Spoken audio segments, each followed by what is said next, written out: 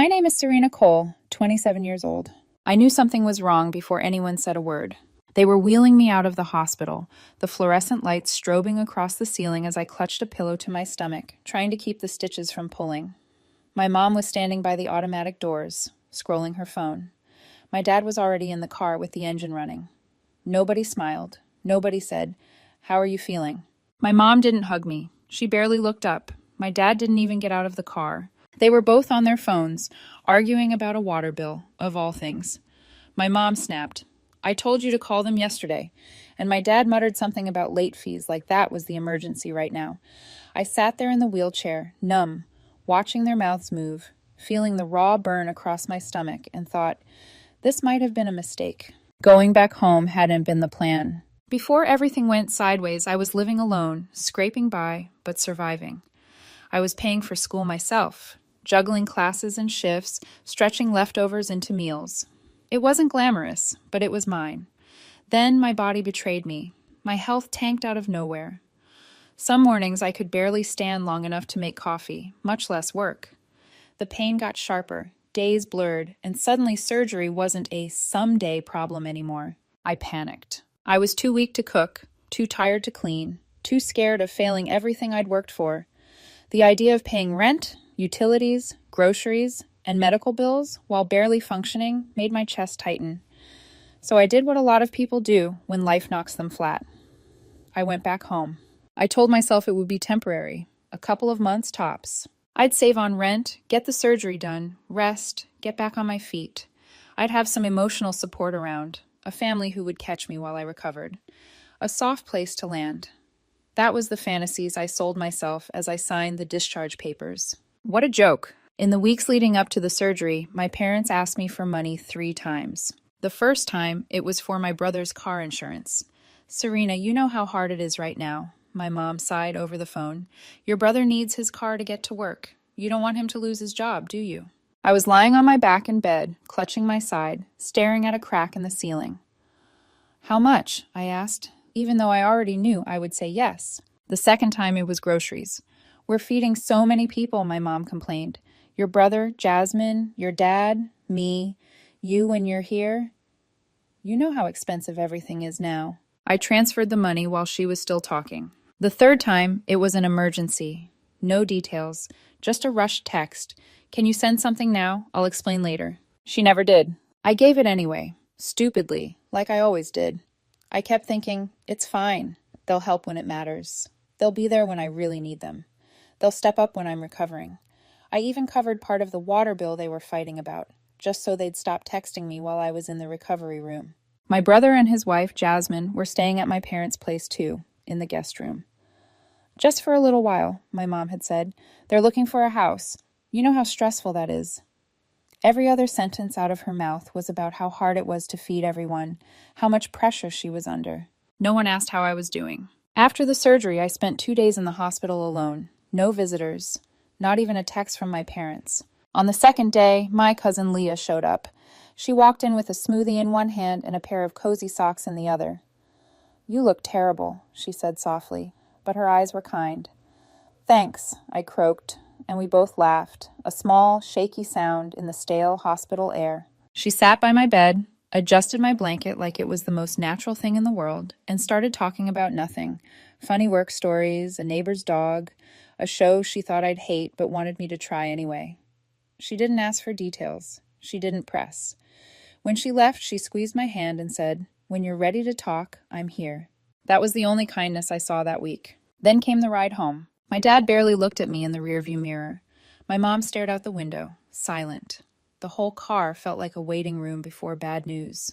No one asked if I was in pain. No one asked if I needed to stop. My dad didn't even pull the car all the way into the driveway. He stopped halfway, like he was dropping off a package, not his daughter, who had just had surgery. When I walked into the house, I thought I'd opened the wrong door. My bedroom, my room, was empty. No bed, no desk, no shelves, no books, no rug. The closet door was open, and the inside was bare. For a second, I just stood there, blinking. My brain tried to make sense of it. Maybe there had been a leak. Maybe they'd moved everything out to clean. Maybe this was temporary, some weird misunderstanding. Then I saw them. Garbage bags, 4 of them. Piled neatly in the hallway, each one labeled with my name in thick black marker. Serena, Serena, Serena, Serena. My dad walked past me like nothing was wrong, like I wasn't standing in the middle of a gutted room. He didn't even slow down.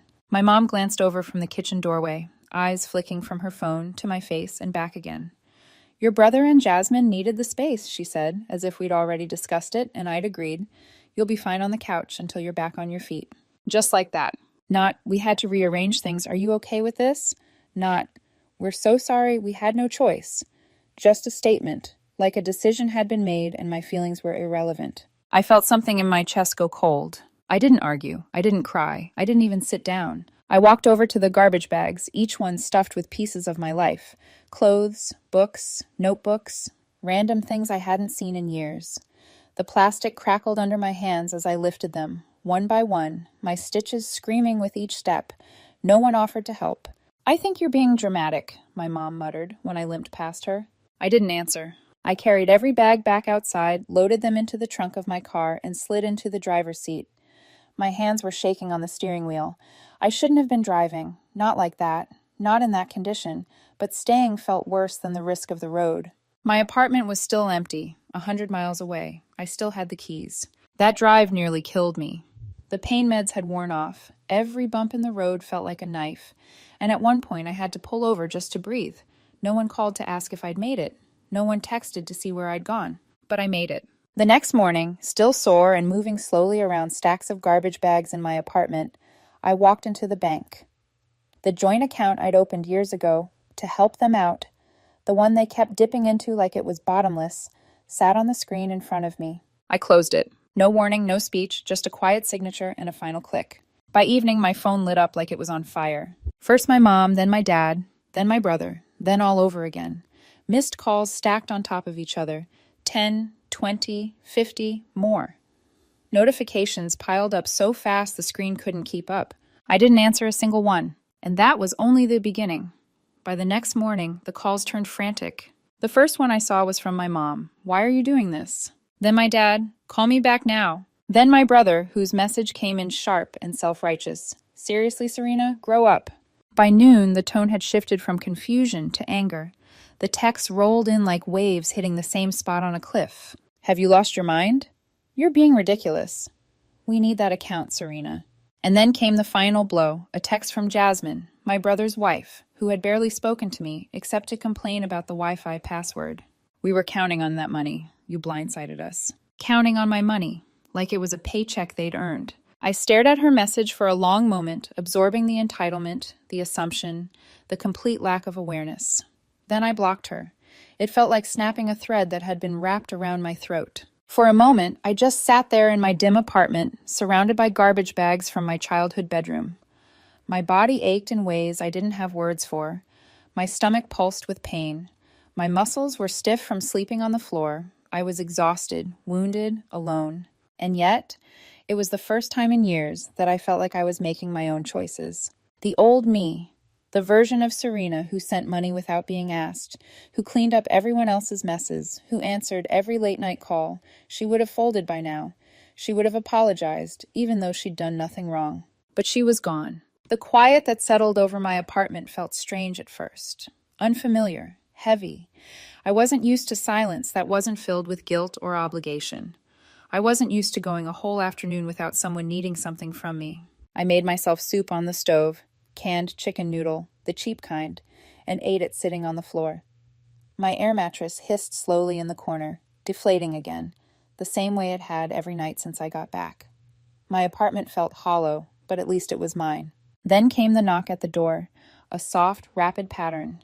When I opened it, Leah stood there holding a heating pad and a bulging tote bag. You look like you wrestled a bear, she said gently. I feel like I lost, I replied. She came in without waiting for permission, dropped the tote bag on the floor, and pulled out containers of warm food, a blender for smoothies, and a small bag of lavender tea. You don't have to talk, she said. I just didn't want you eating crackers for dinner again. Her presence softened the air around me. We talked about nothing.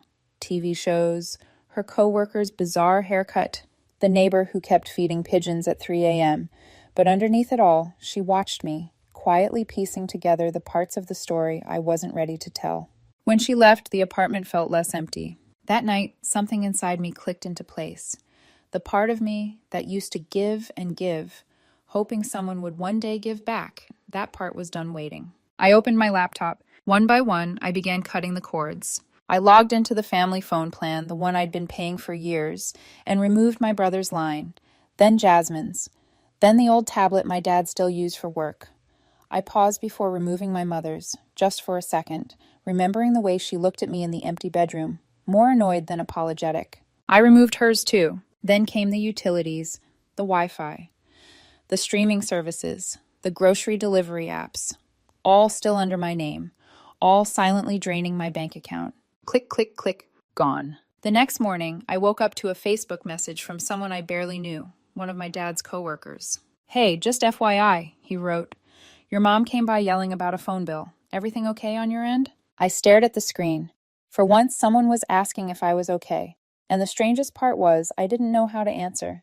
"All good," I typed back, "just setting boundaries." 2 days later, I heard a noise outside my apartment, a shuffle of feet, voices. I froze, my heart pounding. When I checked the peephole, my breath caught. My entire family was standing there. My mom held a plastic container. Food, probably, though knowing her, it might have been a guilt offering disguised as lasagna. She looked around the hallway nervously, like she didn't want the neighbors to witness this. My brother stood beside her with his arms crossed, jaw clenched, trying to look like the wounded party. Jasmine was behind him, holding her phone up like she was ready to film anything she could twist into evidence. They knocked. They said my name. My mom tried to sound soft. My brother tried to sound firm. Jasmine didn't say a word. She just recorded the door. I didn't move, didn't breathe, didn't give them anything to use against me. 15 minutes passed, then 20. Finally, they left. An hour later, my phone buzzed once. A text from my brother, short, sharp, a final punch. "After everything we did for you, this is how you treat us.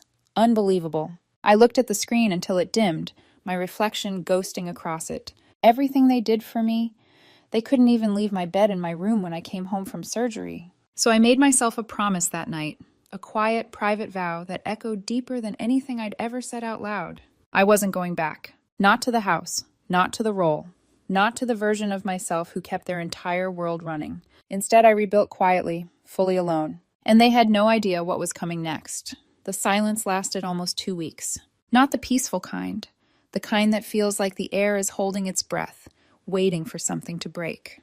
Every morning, I woke up expecting another barrage of text or a guilt-ridden knock on my door, but nothing came. For the first time in years, I had space. Space to think, space to breathe, space to feel the pain in my stomach without also carrying the weight of everyone else's crises. I spent most days shuffling slowly around my apartment, still weak from surgery. My bed hadn't arrived yet, so I slept on an air mattress that sagged in the middle like a tired lung, but the quiet was intoxicating.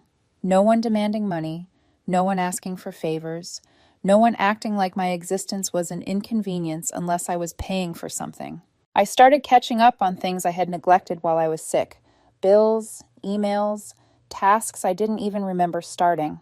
That's when I began noticing the alerts. At first, it was 1 overdue notice, then 2, then 8. My stomach tightened, not from the stitches this time, but from dread. I clicked through them one by one. Streaming service, grocery delivery, utilities, a home security subscription I didn't even remember signing up for. All of them had my name on them. All of them were linked to my parents' house. All of them had been quietly draining my bank account for months. Some for years. I turned off each one, my fingers trembling, not from fear, but from a rising anger that tasted sharp and metallic. I had been paying for all of this while I was barely able to afford my own food, and they still had the audacity to call me selfish. I thought that would be the worst of it. I was wrong. The next morning, an email from the electric company slid into my inbox. I almost ignored it. Then I saw the subject line. Account transfer attempt denied. My heartbeat quickened as I opened it. Someone, probably my brother, had tried to transfer the old electric account into a new name. But the transfer was denied because of the outstanding balance. 1,728. My breath caught. They hadn't paid a single bill on that account in months. I had been covering all of it without realizing it, thinking I was just paying my share back when I lived there. I turned off autopay permanently. For the first time, I felt something close to satisfaction. Not joy, not triumph, just the heavy click of a lock sliding into place. Then came the email that made my blood run cold. A debt collection notice, not addressed to me directly, but listing me as a co-signer. I stared at the numbers, feeling my pulse pound in my ears. The loan amount had doubled, over $14,000, past due for months, fees piling on, interest climbing like ivy. My dad had asked me to co-sign 2 years ago.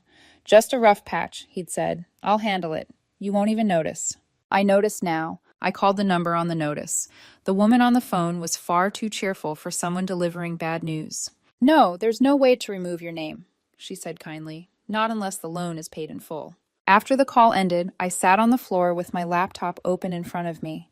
The room was dim except for the dull glow of the screen.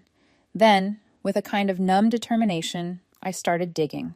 Bank statements, old texts, receipts, random notes I'd scribbled on envelopes when someone asked for money, just until Friday. Years' worth of transactions I'd ignored, forgotten, or convinced myself weren't a big deal. Hours passed. The sun went down. My apartment stayed silent. When I finally reached the end, I stared at the number at the bottom of the spreadsheet. $37,012. That was the cost of being their daughter. Not including the things you can't put a price on. Sleep, dignity, peace, and the years I spent believing I owed them my life because they'd given me one. I didn't cry. I didn't scream. I just sat there, feeling something inside me settle into a cold, steady clarity. 2 days later, I heard loud voices outside my apartment again. My mom. Alone this time, pacing, yelling into her phone, crying loudly enough for the neighbors to hear. I didn't open the door. When she realized I wouldn't, she knelt down in front of the peephole and sobbed harder, big, dramatic cries meant to echo down the hallway. Then she slid an envelope under my door and left. Inside was a letter. Sloppy handwriting. Rushed. Desperate. You're tearing this family apart. Your father's health is declining. We might lose the house. Why are you doing this to us? Pain shot through my stomach, not from guilt, but from the sheer audacity. No apology, no acknowledgement of the empty bedroom, no mention of the garbage bags, no accountability for the months they drained my accounts dry. Just blame, manipulation. A plea for me to fix the consequences of their choices. I set the note on the counter, made myself tea, stared at the steam rising from the mug until it blurred the world. That's when I got another bill in the mail. A medical one. Ambulance transport. Coverage denied. I frowned. That didn't make sense. I had insurance. I'd confirmed it twice. I called the number. Oh, the woman said casually, scrolling through her system. It looks like the supplemental policy attached to your file was canceled by the primary holder 3 weeks ago. 3 weeks ago, I was still recovering. Barely able to walk. Certainly not canceling insurance plans. Who canceled it? I asked. She hesitated, then read the name. My mother. For a moment, I genuinely couldn't breathe. She hadn't just abandoned me. She hadn't just taken from me. She hadn't just replaced me in the house I grew up in. She had cut me off from insurance while I was still in the hospital. To save money? To punish me? To sever the last connection that tied me to her? I hung up the phone slowly, sat on the floor, let the silence press into me from all sides. And that was the moment, right there on the cold laminate, surrounded by unpaid bills and garbage bags full of my childhood, that something inside me hardened. They didn't just mistreat me, they tried to erase me. That night, I called Leah. This time I didn't hold back. Not the lies, not the money, not the empty room or the canceled insurance, not the smear campaign they were starting behind my back. When I finished, Leah was quiet for a long moment. Then she asked the simplest question. What do you want to do? I didn't even have to think. I want them to feel what it's like, I said, my voice steady. When the only person holding them together walks away for good. And I meant it. Revenge didn't start with fireworks. It didn't come with yelling or dramatic confrontations or the kind of messy scenes people post online for entertainment. It didn't even feel angry. It felt methodical, quiet, surgical. I woke up the next morning with a kind of focus I hadn't had in years, maybe ever. This wasn't about hurting them. Not yet. It was about cutting every string they still thought they had tied around me. The shared Amazon account? Logged out and deleted. The subscriptions my brother used? Canceled. The pharmacy account where my name still showed as a secondary contact for my dad? Removed. The grocery delivery app my mom used weekly under my login? Gone. And then came the last one, the family phone plan. I was still listed as the primary account holder, the one who paid the bill every month without fail, even when I was too sick to stand up straight. Somehow they assumed I'd keep doing that forever. I didn't even hesitate. I shut the entire plan down. My mother's phone went dark the next morning. I imagined her staring at the screen, tapping it like it might magically revive my brother's line too, and Jasmine's, the tablet my dad used for work, all of it. For once, they were the ones scrambling. After that, I updated my emergency contacts, removed every trace of them from my medical portal, my school records, my bank accounts, my PayPal, my Venmo, everything. I put Leah's name down instead. Seeing her listed where my parents used to be made something tight in my chest finally loosen. Then came the text that pushed everything over the edge. Not from my parents, not from my brother, from Jasmine's older sister, a woman I'd spoken to exactly twice in my life. "I'm staying out of it," she wrote, "but you should know. Your parents are telling people you emptied their bank account and ran off. They're saying you used them and left them with nothing." I stared at the message, blinking. Not because I was surprised, because somewhere deep inside me, something cracked. Not like a break, but like an old wound that finally drained. After everything I'd given them, after the money, the loans, the utilities, the groceries, the coverage, the surgeries, after they emptied my room and threw my life into garbage bags, they still found a way to make me the villain. I didn't respond. Not to her, not to them. Instead, I got to work. I pulled open old email chains, text threads, bank statements, screenshots. 2 years' worth of financial breadcrumbs they never thought I'd track. Every emergency that turned out not to be an emergency. Every short-term loan that was actually code for rent we can't pay. Every "we'll pay you back" that never materialized. I still had the receipts for everything. Literally. The seafood buffet my parents went to the same night I paid for my dad's emergency dental work. The spa day Jasmine posted about right after asking for grocery money. The Uber receipts for my brother's weekend trips after claiming he needed gas money to get to work. I organized everything, documented everything, built a timeline that would make a lawyer salivate. Then I backed it up in 3 places. Not because I planned to use it, not yet, but because if they tried to destroy my reputation, I wanted the truth ready, like a loaded chamber. A few days later, Leah texted me about a wedding. Jasmine's cousin. Big event. Formal. Packed with extended family. "You should come," she told me when she stopped by that evening. I laughed. Actually laughed. "I'm not invited." "That's why you should go," she said, her eyes steady. "You don't have to talk. Just show up." I hesitated. The thought of seeing them again made my stomach twist. But something inside me, the part that was tired of being erased, said yes. The day of the wedding, Leah helped me choose a dress. Navy blue, simple, elegant. She straightened my hair, dabbed a soft blush on my cheeks, and stepped back. "You look like someone who survived," she said quietly. When I walked into the venue, conversation slowed. My mother saw me first. Her eyes widened in shock, her jaw going slack. She nudged my dad, who stiffened, his face tightening like he'd seen a ghost.